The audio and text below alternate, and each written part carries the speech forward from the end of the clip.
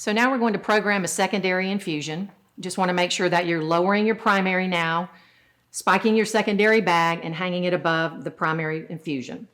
So we're going to press run stop. We're going to hit our program primary secondary and then program our secondary.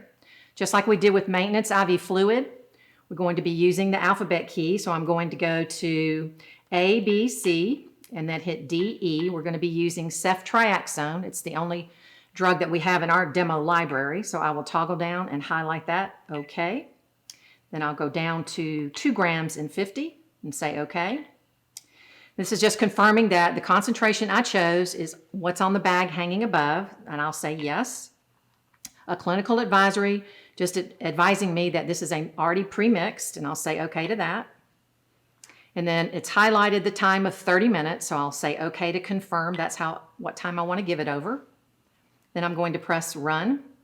Before I press run, you're going to get a message that says, do you want to be called back at the end of this infusion for a line flush? If you want to, you press yes, but for this demonstration, we're going to say no. And then I'm going to go ahead and press my run stop. And then I'm going to validate that my secondary drip chamber, the drops are falling from that, not my primary drip chamber. So I will say yes to that.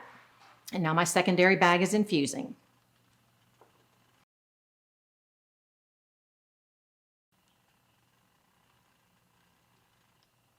Our secondary infusion is complete, and it automatically flipped back to our primary infusion that was running at 75 mils per hour.